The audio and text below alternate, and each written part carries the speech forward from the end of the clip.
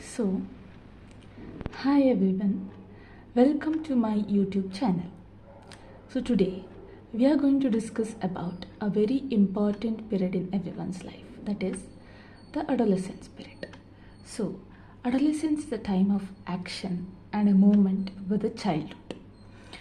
So, this period characterized by adolescence time of newness and change. So these changes are seen in a person's dyad and also in the environment. At this stage, the life realities start to change and even become more virtual and electronic. Social and personality development in adolescence is multifactorial and dynamic.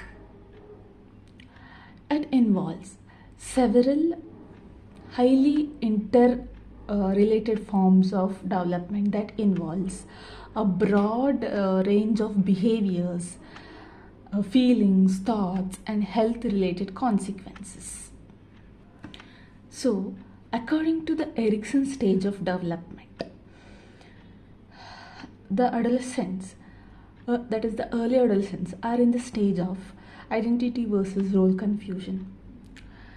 Defining who you are, what are your values, and the direction you choose to pursue your life. So, according to Erikson, in complex societies, young people often experience an identity crisis where it is a temporary period of distress as they experiment with the alternatives before settling on values and goals. So Erikson also calls the psychosocial conflict of adolescence identity versus role confusion if young people earlier conflicts were resolved negatively or if the society limits their choices to ones that do not match their abilities and desires, they may appear shallow, directionless and unprepared for the challenges of adulthood. Also, for most of the people, identity development is not traumatic and also disturbing, but rather the process of exploration and followed by the commitment. So, as young people try out new possibilities, they start to gather important information about themselves and their environment and move towards and making enduring decisions. So now, let's talk about changes in self-concepts and self-esteem during the early adolescence period. So, adolescence marks the significant evolution in the self-concept. So, teenagers start to unify various traits, moving from describing themselves with specific adjectives to more abstract quality. So, initially, this self-description can be contradictory, reflecting the present-to-present different slaves in various social situations. So, this struggle often leads to confusion of one's true identity, which could be prompted to introspection. So now, we will be talking about another topic called as self-esteem. So, self-esteem also evolves during the adolescence, incorporating the new dimensions such as friendship and job competences, while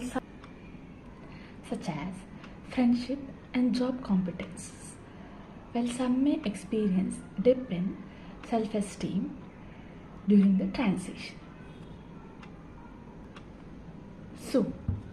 So Some of the factors which influence the self-esteem are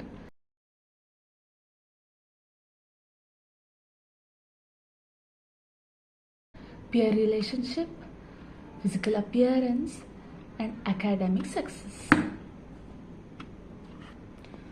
So, the development of identity can be categorized into 4 stages. So, the 4 stages are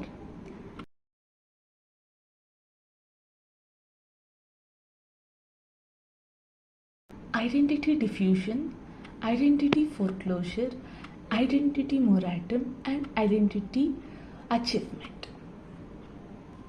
So, now we'll see what are all the stages are. So, we'll see the first stage, that is identity diffusion.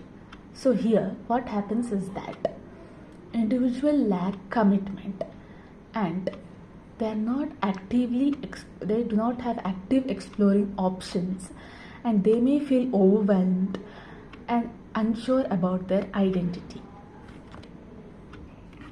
So the next stage is identity foreclosure.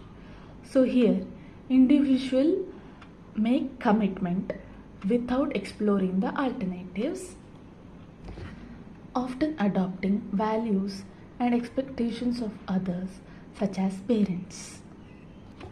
So we'll move on to the next stage, that is identity moratorium. So here what happens is that this status is characterized by active exploration of options without making any commitments. So here individual may experience some kind of uncertainty, but they are engaged in the process of identity formation. So now we'll move on to the next stage, that is identity achievement. So here individuals have explored options and commitments, resulting in a clear sense of self-direction. So during adolescence, young people experience a significant change in the self-concept and also in the self-esteem. So identity achieved individually tend to have higher self-esteem, feels in control, and are more open to diverse ideas. So now we'll see some of the factors which are influencing the identity development.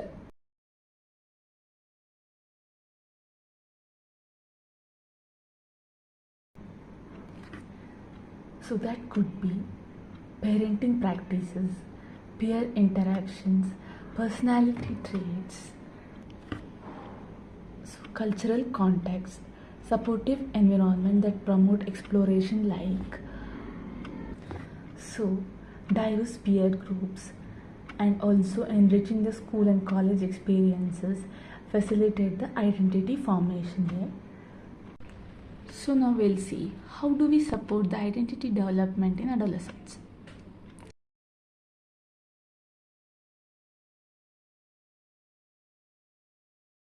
First is encourage open communication, foster emotional support and exploration of values, and promote critical discussion, engage in high level of thinking to help youth deliberate on belief. So offer extracurricular opportunities, so allow exploration of adult, work through activities and occasional trainings. Then facilitate mentorship, connect youth with adults and peers who can provide guidance on identity issues. Also avoid gender stereotyping, support exploration based on individual trait rather than societal norms. So create a safe environment for sexual minorities, ensure inclusive spaces that affirm diverse sexual orientations. So encourage cultural explorations, promote respect for ethnic heritage and diversity to enhance identity achievement across various domains. So there are three main central features for adolescent social development. The three things are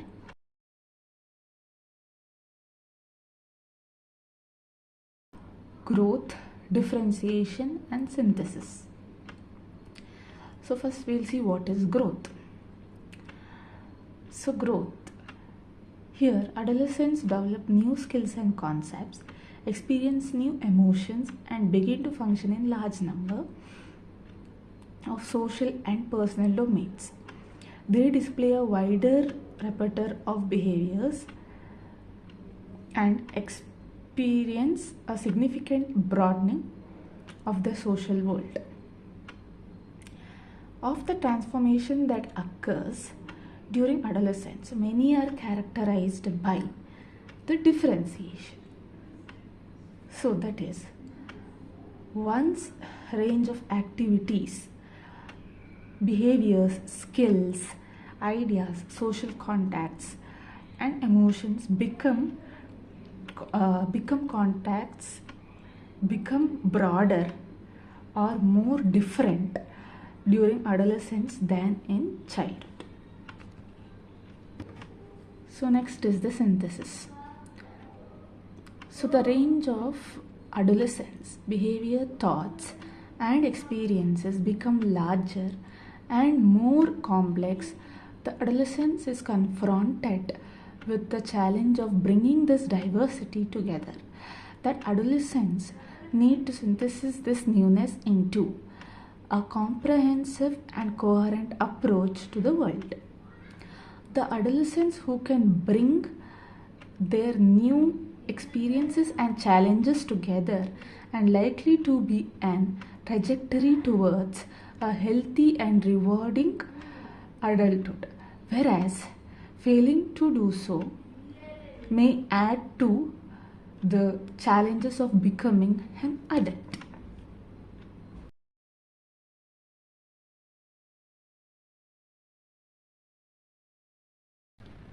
So now we are going to talk about the very important topic, that is the effect of parenting styles.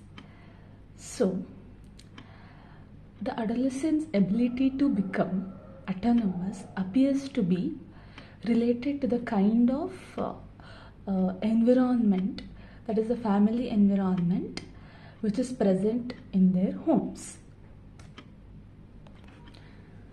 So there are different forms of parenting styles that can be authoritative, authoritarian, indulgent, and neglectful.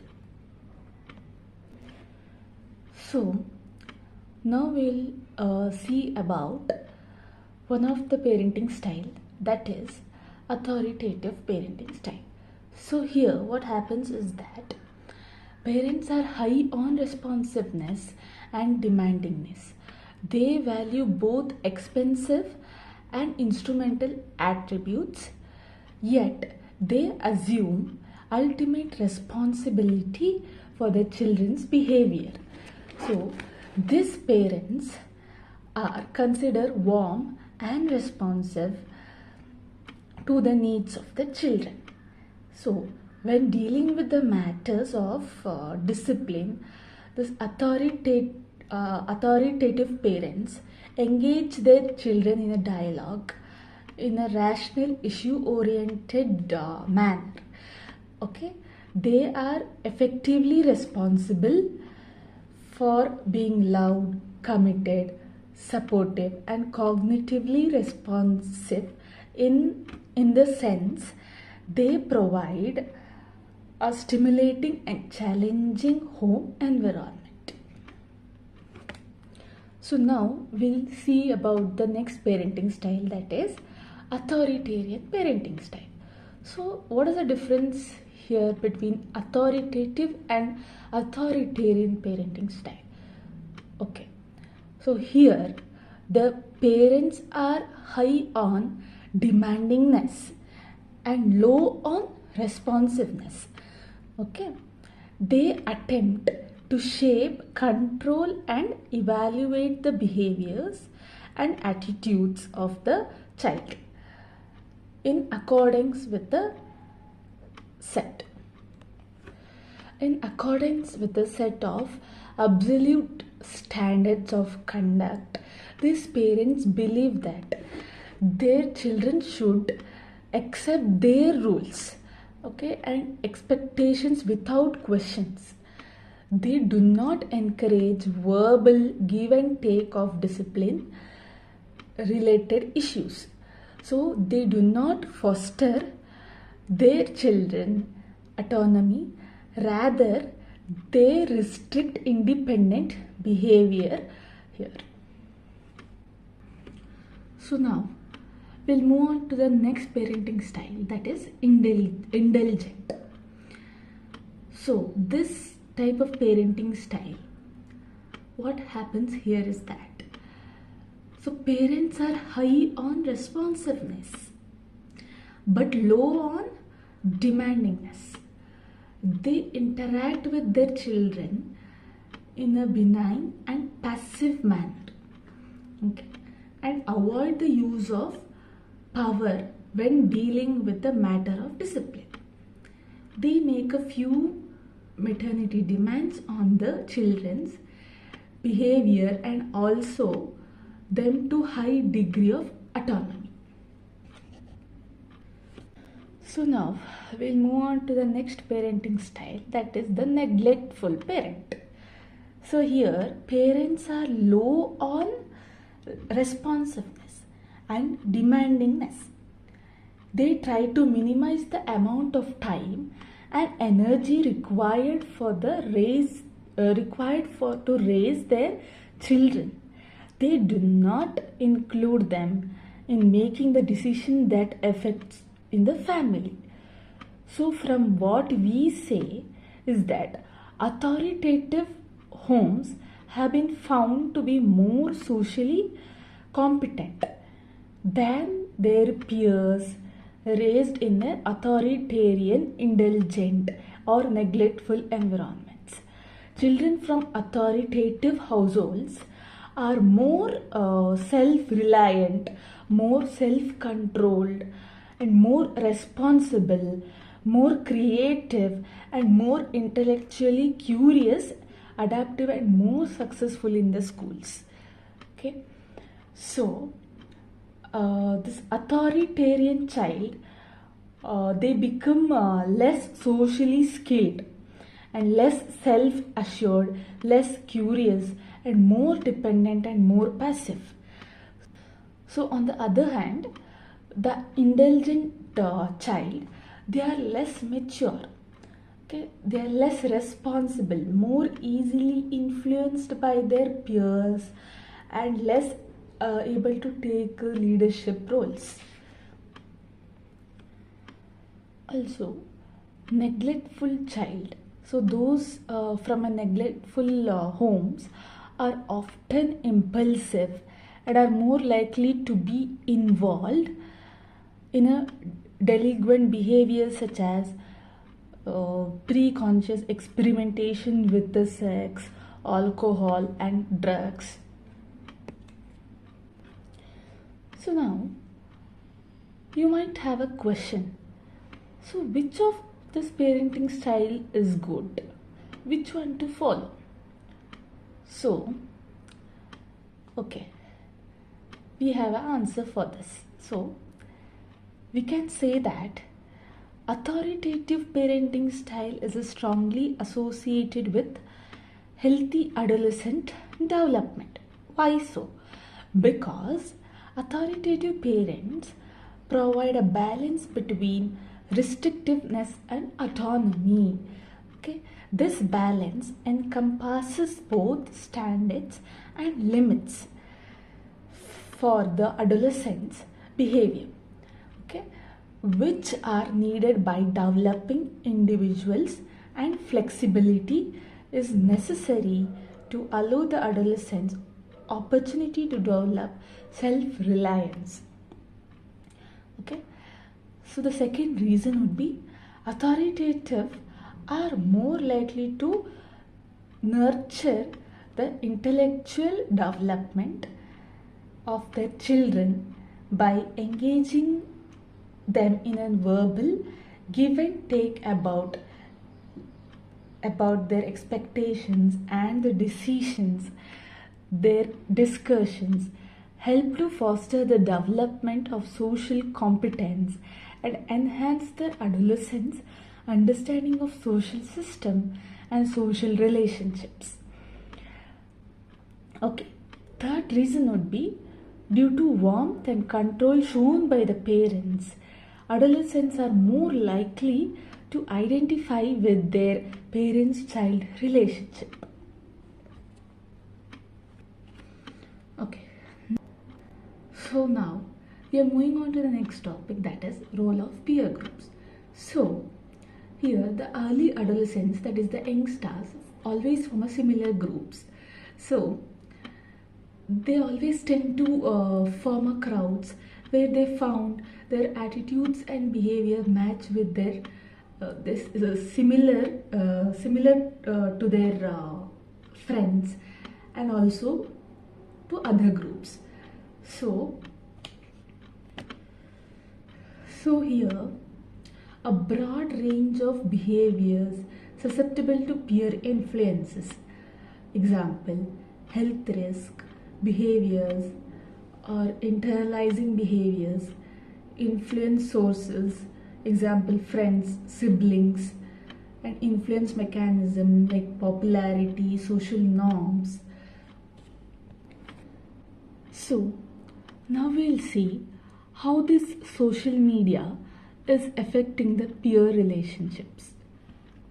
So the instantaneous messagings and statuses, updates and social networkings, so grouped together as a social media, vastly alter the way of adolescents, okay, interact with each other. Also recent studies has shown that use of social media affects adolescents' social emotional experiences. Oftentimes adolescents get into unwanted contact, cyberbullying, and also they may engage in risk-taking behaviors like drugs, alcohol, which in turn can affect their health, like anxiety, depression, stress, loneliness, etc. So now we'll see what research tells about socio-emotional development.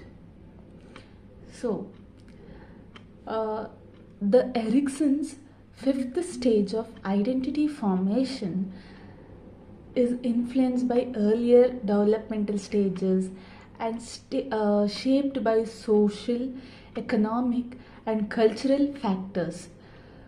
Changes have resulted in more diverse family structures, with many children experiencing multiple family configurations and less time with their parents. Their shift also raises a question about the impact of various caregivers on trust and autonomy. So the social influences are vital in adolescence identity formation, particularly from a parent and peers supportive parenting that promoting autonomy helps adolescents develop their identity effectively. As they enter puberty, peer relationships become more significant and adolescents spend more time with their peers, increasingly valuing their options. Okay, so studies indicate that peers' influence can have both positive and negative effects on behaviors and identity. Okay, positive peer relationship can promote pro-social behaviors and academic goals, while negative influences can lead to risking behaviors.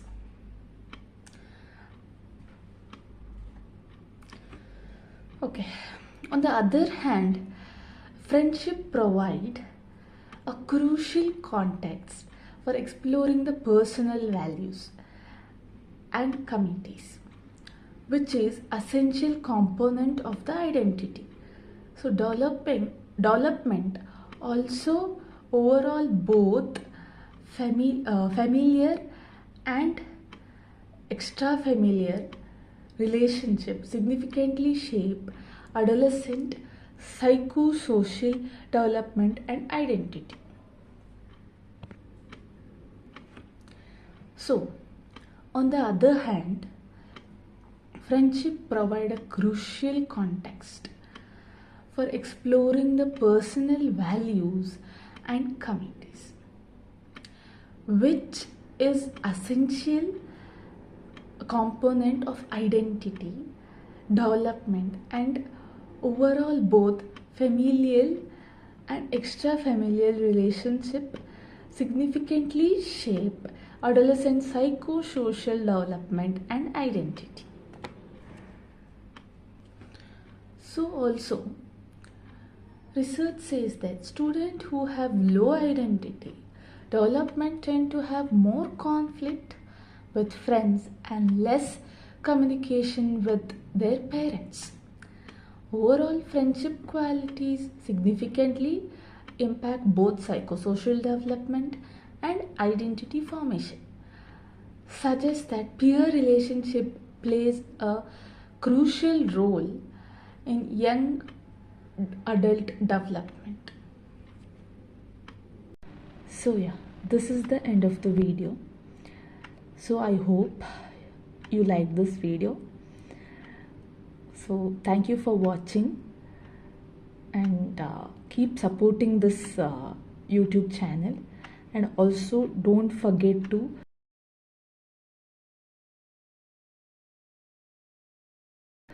like, share and subscribe my YouTube channel.